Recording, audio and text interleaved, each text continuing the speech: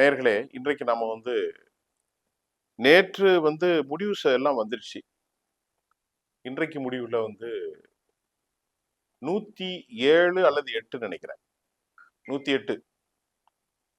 இன்னும் ஒரு 10 இடங்கள் தேவைப்படுகிறது. குறைந்தபட்சம் 10, 9 தேவை இருக்கிறது. 117 217 அதாவது 34 தொகுதிகளுக்கு 117 இடங்கள் இருந்தால் மட்டும்தான் ஆட்சி அமைக்கப்படும்.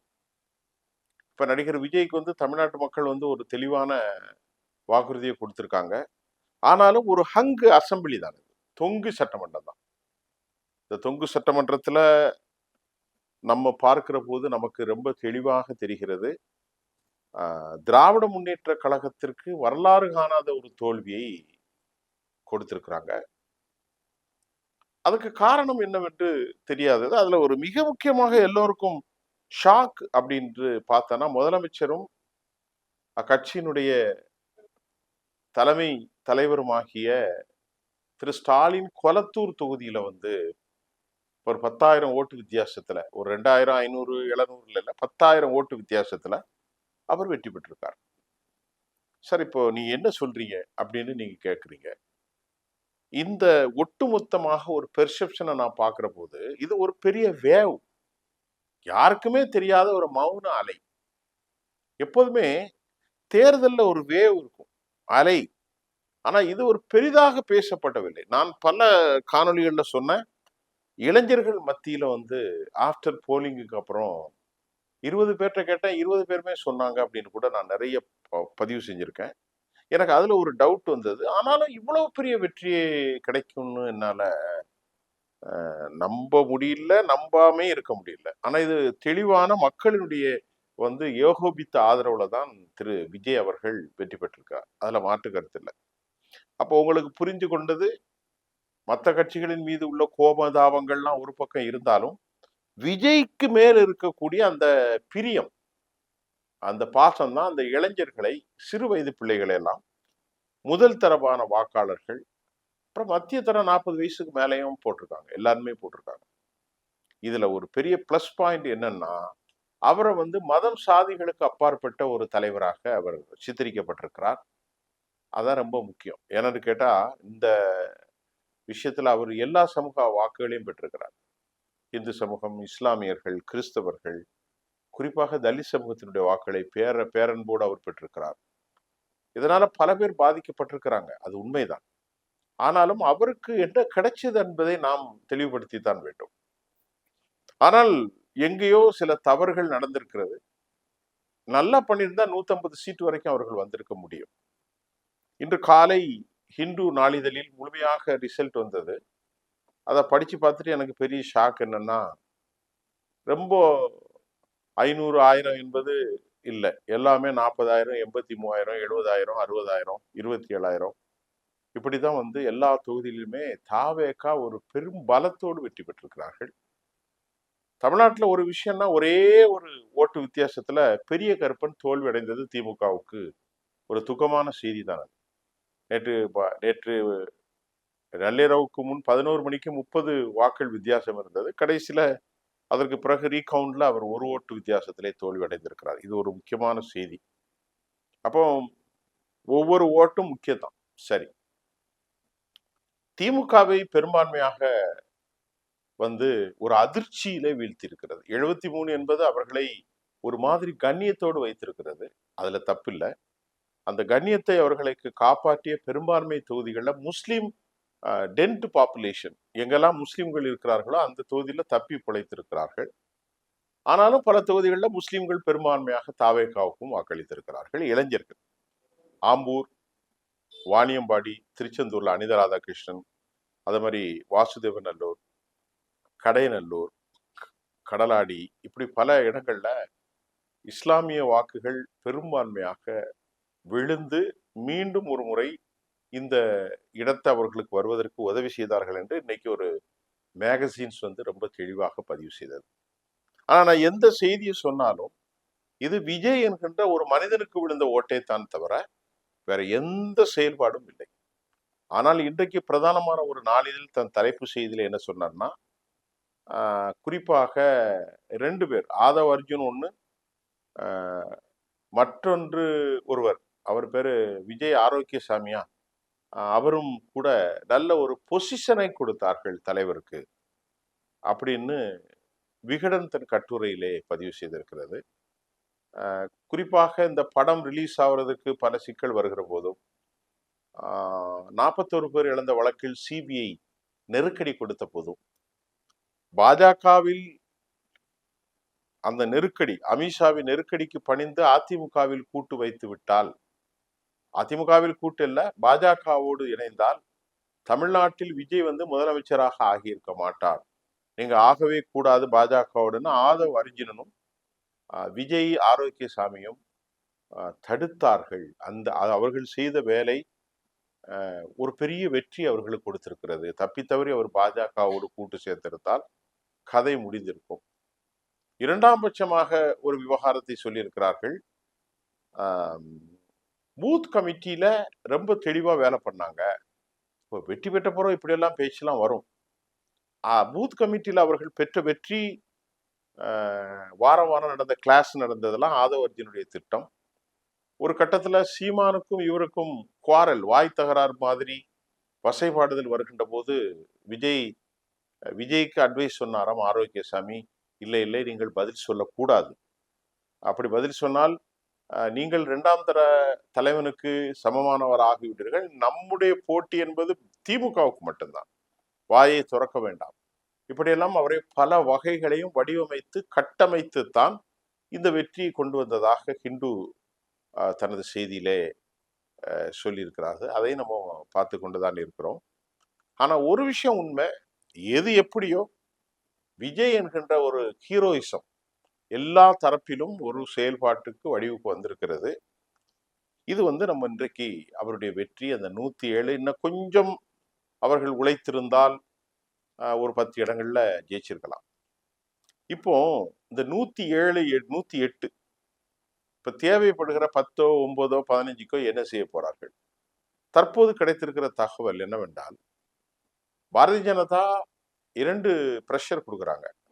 பழனிசாமிய உள்குத்து வாங்கி வெளியிருந்த ஆதரவு கொடுத்து அதுல பாஜக வந்து ஏதாவது வேலையை காட்டலாம்னு பார்ப்பாங்க. பாஜக எங்கெல்லாம் கால் வைக்குதோ அது விளங்கவே செய்யாது என்பது தமிழ்நாட்டு மக்களுக்கு நல்ல ஒரு எண்ணம். வந்த உடனே மத பிரச்சனையை கிளப்புவான். அது வந்து விஜய்க்கு ஒரு செட்பேக் ஆயிரும். தமிழ்நாட்டை பொறுத்தவரை அந்த மாதிரி ஒரு அரசியல் வந்துடக்கூடாதுங்கிறதுல பெரும்பான்மையானவர்கள் தெளிவாக இருந்தாங்க.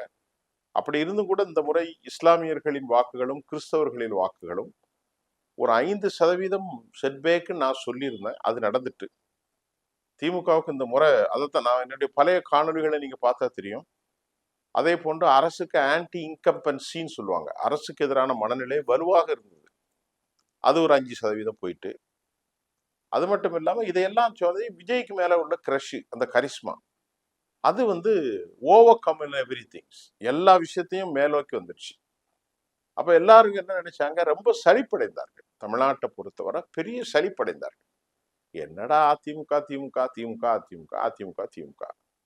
அப்புறம் வந்து திமுகவுக்கு எதிராக ஒரு 2ஆம் நிலை சக்தியாக எடப்பாடி இல்லை. அது திமுகவே ஒரு மன்னராட்சி வளையத்துக்குள்ள கொண்டு போய் அவங்களை எதுக்கு ஆள் இல்லைங்கிற மாதிரி, இனி இவர் வந்தா தான் சரியா வரும், அந்த மாதிரி ஒரு ஒரு ஒரு ரியாலிட்டி, யதார்த்த மக்கள்கிட்ட புரிஞ்சாங்க. எடப்பாடி விளங்காது அப்படின்ற மாதிரி ஒரு உளவியல் ரீதியாக மக்கள் சிக்கப்பட்டு கொண்டார்கள். அது எடப்பாடிக்கும் அதிமுகவுக்கும் பெரிய செட்பேக்கு. அப்புறம் சைக்காலஜிக்கலாகவே வந்து அவர்களுக்கு இந்த பாட்டாளி மக்கள் கட்சி, அது போன்று பாஜக கூட்டணிலாம் பிடிக்கல. அதனால எல்லாருக்கும் பொதுவாக எல்லா சமூகத்தினுடைய வாக்கையும், தலித் மக்கள், பிற்படுத்தப்பட்டோர், ஒடுக்கப்பட்ட மக்கள், ஏன்னா பிராமண வாக்காளர்கள், பிராமணர்கள் 2 தொகுதியில் ஜெயிச்சிருக்கிறாங்க. அது கூட நல்ல ஒரு முறைதான். மயிலாப்பூர்ல திரு வெங்கட்ராமன் ஜெயித்திருக்கிறார், ஸ்ரீரங்கத்துல ரமேஷ் என்பவர் ஜெயித்திருக்கிறார். அது அவங்களுடைய பிரதிநிதித்துவம் கொடுக்கிறோம். ஏன்னா எந்த சமூகமும் பிரதிநிதித்துவம் இழந்துடக்கூடாது, ரொம்ப கவனமாக இருக்கணும். 2 பிராமணர்கள் வந்திருக்கிறார்கள். தமிழ்நாட்டில் ஒட்டுமொத்தமாக அனைத்து கட்சிகளிலும் 10 முஸ்லிம் வேட்பாளர்கள் வெற்றி பெற்றிருக்கிறார்கள். திமுக, அதிமுக, தாவேகாலெல்லாம் வெற்றி பெற்றிருக்கிறார்கள். இந்த மாதிரி ஒரு பெரிய நல்ல ஒரு அச்சீவ்மெண்ட். சரி, அப்போ நான் மறுபடியும் சொல்றேன், யார் என்ன ஷேப் பண்ணாலும் வடிவமைத்தாலும் 10 காசு கொடுக்காம, முக்கியமான விஷயத்த சொல்ல மறந்துட்டேங்க. 10 காசு கொடுக்காம ஏழைகள் கூட ஜெயிக்கலாம் அப்படிங்கிறது எனக்கு ரொம்ப சந்தோஷம் தந்த தேர்தல் இது.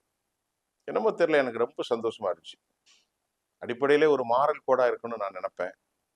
இன்னைக்கு ஆட்டோ டிரைவர் ஜெயிச்சிருக்காங்க. நான் எல்லாம் ரொம்ப சந்தோஷப்பட்டேன். பாவப்பட்ட ஏழை மக்கள், ரொம்ப சிறுபான்மை, ரொம்ப சின்ன மக்கள் எல்லாம், ரொம்ப எளிய பின்னணி கொண்ட மக்கள், அன்றாட காட்சிகள் எல்லாம் எலெக்ஷன்ல நின்று ஜெயிச்சிருக்காங்க. அப்ப தமிழினத்திற்கு ஒரு செய்தி, ரொம்ப முக்கியமான செய்தி என்னவென்று சொன்னால், இப்படிப்பட்ட படோகரமான அரசியல் இதையெல்லாம் தாண்டி ஒரு எளிமையான போக்காளர்களும் கூட தேர்தலில் ஜெயிக்க முடியும் அப்படிங்கிறத வந்து இன்னைக்கு பார்த்தீங்கன்னா, ஒரு சாதாரணமானவர் 83,000 ஓட்டு வாக்கு வித்தியாசத்தில் ஜெயிச்சிருக்கிறார் ஆட்டோ டிரைவர். அப்ப இதெல்லாம் வந்து இந்த படோகரம், பெரும்போக்கு, கள்ளத்தனம், அரச பணங்களை, மக்கள் பணங்களை காவுகள் கொள்றது, இதெல்லாம் மாறி இருக்கிறது. ஒரு புதிய செய்தி, டு பி அப்பியர், மக்களுக்கு இடையிலே ஒரு புதிய செய்தி. யார் வேண்டாலும் இந்த ஜனநாயகத்தில் போரிடலாம், ஜனநாயக களத்திலே நிற்கலாம், வெற்றி பெறலாம். இது எல்லாவற்றையும் தாண்டி காசு, பணம் என்பது ஜாதி மதங்களை அப்பாற்பட்டது. இது வந்து அவருக்கு பாசிட்டிவ். இப்ப நெகட்டிவ் மட்டும் ஷார்ட்டா சொல்லி முடிச்சிடுறேன்.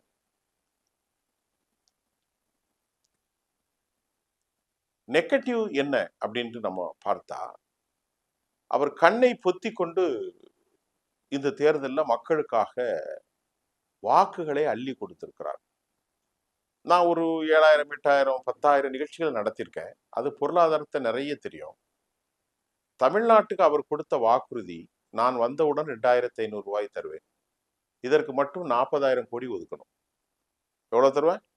நான் ஆட்சிக்கு வந்த உடனே 2,000 கோடி, இதற்கு மட்டும் 40,000 கோடி, 200 யூனிட் மின்சாரம் ஃப்ரீ. தமிழ்நாடு மின்சாரத்துறை 2 லட்சம் கோடி கடன். இதுக்கு என்ன செய்ய போறார்? மூன்றாவது ஒரு கேள்வி, எல்லோரும் பெண்கள் பஸ்ஸில் ஓசி பயணம், அதாவது அரசு ஃப்ரீயா கொடுக்கும், ஃப்ரீ அப்படி வச்சுக்கலாம். அதற்கு தமிழ்நாடு போக்குவரத்து துறை 48,000 கோடி கடன். இது அல்லாம முதியோர்களுக்கு 3,000, பட்டதாரிகளுக்கு வேலை இல்லாதவர்களுக்கு 4,000, அதுக்கு போக கல்வி கடன்கள், விவசாய கடன்கள் தள்ளுபடி, வட்டியில்லா கடன் 5 லட்சம் வரை. இதையெல்லாம் நான் யோசித்து பார்த்தால் சாத்தியமே இல்லை. தமிழ்நாட்டில் 1,000 ரூபாய் தான் கொடுத்தாலே 12,500 கோடி. இவர் 4,000, இவர் 2,500 கொடுத்தா 40,000 கோடி. தமிழ்நாட்டில் வரக்கூடிய அந்த 4 லட்சம் கோடியில மூலதீன முதலீடு என்பது ரொம்ப சின்ன அளவில் தான் இருக்கு. வெறும் 45,000 கோடி தான் இருக்கு. ஆனா அதை தாண்டி ஊழியர்களுடைய சம்பளம், பென்ஷனுடைய சம்பளம், இதெல்லாம் நான் 1,48,000, 50,000 கோடி வருது. கடன்களை அடைப்பது 70,000 கோடி வருது. இப்ப எல்லாம் போக மூலதன செலவு, இன்வெஸ்ட்மெண்ட் அதே இல்லை. அப்ப திரு விஜய் எப்படி அதை சமாளிப்பார்? யார்கிட்ட பணம் வாங்குவார்? இவ்வளவு பணம் யார் கொடுப்பார்கள் தமிழ்நாட்டு அரசுக்கு? இப்ப மக்கள் தனது கதாநாயகன் எல்லாம் தேர்ந்தெடுத்திருக்கிறார்கள். Now he is a hero of the day. Day அல்ல, ஹீரோ, ஒட்டுமொத்த தமிழ்நாட்டுடைய ஹீரோவால தேர்ந்தெடுத்திருக்கிறாங்க. சின்ன பிள்ளைகள்லாம் 18 வயசு, 20 வயசு. ஒருவேளை அவர்கள் இப்படி சொல்லலாம், நான் அவசர கதியில் ஏதோ தெரியாமல் வாக்கு கொடுத்து விட்டேன், சிந்திப்போம் சிந்திப்போம். அப்படின்னா கூட இந்த மக்கள் வாக்களித்தவர்கள் என்ன சொல்வார்கள்? பரவாயில்ல, தலை அல்லது தளபதி ஏதோ பேர் வச்சிருக்காங்கல்ல, நீங்க வந்து கொஞ்சம் அட்ஜஸ்ட் பண்ணி கொடுங்க. அவருடைய வாக்காளர்கள் அதை பத்தி கவலைப்பட மாட்டார்கள். இது அவர்களுக்கு உரிய விவகாரம். இது ரொம்ப முக்கியமான விவகாரம். இந்த சேலஞ்ச் அவர் எப்படி வந்து துல்லியமாக கையாள போகிறார். அடுத்து வந்து ரொம்ப சேலஞ்சு நம்பர் 2, அனுபவம் இல்லாதவர்கள் எல்லாம் அமைச்சரவையில் வரப்போகிறார்கள். ஹோம் மினிஸ்ட்ரி எப்படி கையாள போறாங்க? Law and order situation. அது மட்டும் இல்லாம தமிழ்நாட்டில் போதை கலாச்சாரம், மிக முக்கியமாக கலாச்சாரம். எங்க பார்த்தாலும் போதை, ஸ்கூல் ஜோன்ல போதை, வாயில ஒரு விதமான டொஃபி அல்லது என்ன சொல்றது, புகையிலை, இதையெல்லாம் எப்படி கையல்படுத்த போறாங்க? இந்த போதையின் விளைவு பெண் பிள்ளைகளுக்கு பாதுகாப்பு இல்லை, பாலியல் பலாத்கார சிக்கல்கள். இதை இந்த அரசு எப்படி கட்டுப்படுத்த போகுது? போலீஸ் துறையிலே ஆள் பற்றாக்குறை இருக்கிறார்கள். போலீஸ் துறையிலே 131,000 பேர் தான் இருக்கிறார்கள். போலீஸ் அதிகமாக தேவை இருக்கிறது. இதை அவர்கள் எப்படி கையாள போகிறார்கள் என்ற கேள்வியும் தமிழ்நாடு அரசுக்கான ஒரு சவாலாக இருக்கிறது. இதை தாண்டி மிக முக்கியமாக கட்டமைப்புகளை எப்படி சீரமைக்க போகிறார்கள்? இதை தாண்டி பெரிய பிரச்சனை டாஸ்மாக் பிரச்சனை. டாஸ்மாகில் தமிழ்நாட்டினுடைய வருமானம் கிட்டத்தட்ட 40,000 கோடி, 50,000 கோடி. அப்ப இந்த டாஸ்மாக் அவங்க எப்படி கையாள போறாங்க? மக்கள் கேட்பார்கள். எங்கள் கதாநாயகன் விஜய் குடியை நிறுத்தினால் நன்கு, எப்படி நிறுத்த போறாங்க? நிறுத்துறதுக்கு வாய்ப்பே இல்லை. இது ஒரு மிக முக்கியமான விஷயம். இந்த சேலஞ்ச் எல்லாம் அவங்களுக்கு இருக்கு. அப்புறம் இறுதியா ஒரு கருத்து, பலருடைய தூக்கத்தை கலைத்திருக்கிறார்.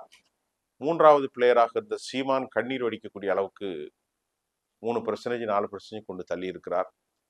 மக்கள் அதிக எதிர்பார்ப்போடு வந்திருக்கிறார். நம்முடைய புதிய முதல்வராக அவர் தேர்ந்தெடுப்பதற்கு காங்கிரசும் பாமகவும் இடதுசாரிகளும் ஆதரவு கொடுக்குமா? அது ஒரு பக்கம். 2வது மற்றொரு நிலையில் அமித்ஷா மேலே இருந்து இவரை ரெஸ்டோர் பண்ணுவாரா? அமித்ஷாவுடைய உத்தரவுக்கு அவர் கட்டுப்படுவாரா? அதுக்கு சாத்தியம் இருக்கிறதா? அதிமுகவை பொறுத்தவரை இது ஒரு பக்கம். இதையெல்லாம் மீறி இந்த சூட்சமா ஆளுமைகளை எப்படி சமாளிக்க போறார்? இவர் பதட்டம் அடையாமல் இருக்கணும். நேற்று கூட வெளியே வரும்போது ஏஎன்ஐக்கு பிரஸ்ல பேட்டி கொடுக்கறது கூட மறுத்து போறார். அப்படியெல்லாம் போகக்கூடாது. இப்பொழுது அவர் மக்கள் பிரதிநிதி. மக்களுக்கு நிறைய பிரச்சனைகள் இருக்கும். Having lot of issue. அவர்கள் மக்களிடம் முதலமைச்சர்கிட்ட கேட்பாங்க. முதலமைச்சர் அவர்களே இதை எப்படி செய்ய போறீங்கன்னா நின்று நிதானமா பதில் சொல்லணும். அது அவர்கிட்ட இல்லாம இன்னைக்கு காலை வெற்றி கொண்ட பிறகு நேற்று மாலை வெளியேறுகிறார். ஏஎன்ஐ ரிப்போர்ட்டை மைக்கு நீட்டுறாங்க, கதவை மூடிட்டு போயிட்டார். அப்படி போகக்கூடாது. பேச பழக வேண்டும், தெளிவாக பழக வேண்டும். ரொம்ப சேலஞ்சில் முள்கிரீடத்தில் அமரப்போகிற விஜய், பினான்சியல் கிரைஸ், சட்டம் ஒழுங்கு, சாதி மத வேற்றுமைகள், போதை கலாச்சாரம், டாஸ்மாக், இப்படிப்பட்ட எல்லா பாட்டல்கள், முள் கிரீடம் எல்லாவற்றுக்கு மேல் இவருக்கு ஒரு சிறிய பஞ்சு மெத்தை அமர போட்டு அதில் அமர வைத்திருக்கிறார். அதில் அழுத்தம் கொடுக்கின்ற போது முள் மேலே வரும், பஞ்சு மெத்தை கிழிந்து விடும். கவனமாக கையாளுவாரா? இன்றைக்கு அவருடைய போர்ட்போலியோவில் யாரெல்லாம் இருக்க போறாங்கன்ற தகவல் வந்திருக்கு.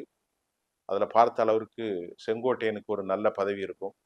புஷி ஆனந்த், ஆதவ் அர்ஜுனா, நிர்மல்குமார், அதே மாதிரி ஜான் ஆரோக்கியசாமி, இவர்கள் பட்டியெல்லாம் வந்திருக்கிறது. இன்னும் அவரோடு பயணித்த ஸ்ரீகாந்த் போன்ற முன்னணி பழைய உறவுகளுக்கெல்லாம் நல்ல பதவி கொடுக்க போகிறார் என்றும் தகவல் வந்திருக்கிறது. மிக முக்கியமாக அதிகார பங்கீட்டில் சௌமியாவுக்கு அன்புமணிக்கு பதவி கொடுக்க முயன்றிருக்கிறார். அது ரொம்ப முக்கியமான விஷயம். சௌமியா அன்புமணிக்கு அதை அவர் ஏற்றுக்கொள்ளத்தான் போவார். இடதுசாரிகள் காங்கிரஸ் கட்சி விழி மீது வழி வைத்து உட்கார்ந்திருக்கிறார்கள், ஏதாவது கிடைக்காத என்று. அவர்களுக்கும் கிடைக்கும். 5 சீட்டு வச்சிருக்கிறார்கள். எல்லாம் தொடர்ந்து நாளை மறுநாள் உங்களுக்கு நான் பேச போறேன். இந்த வெற்றி சொல்கிற ஒரே செய்தி, ஒன்னும் டாக்டிஸ் இல்லை, எந்த தந்திரோபதாய நடவடிக்கையும் இல்லை. விஜய் என்கின்ற கதாநாயகனுக்கு தமிழ்நாட்டு மக்கள் ஜாதி மதத்திற்கு அப்பாற்பட்டு வாக்களித்திருக்கிறார்கள். 1000 விமர்சனம் உண்டு அவர் மேல. அதெல்லாம் தாண்டிருங்க. அதை தாண்டி அந்த வெற்றி பெற்றிருக்கிறார். ஆனா இப்போ அவர் ஒரு பஞ்சு மெத்தைக்கு மேல அமர்ந்திருக்கிறார். அதுக்கு கீழே ஏராளமாக முள் கிரீடங்கள் இருக்கிறது. கவனமாக கையாளுவாரா அந்த சவால்களை? கொஞ்சம் பொறுத்திருந்து பாருங்க. மீண்டும் அடுத்த செய்தியில சந்திப்போம். நன்றி.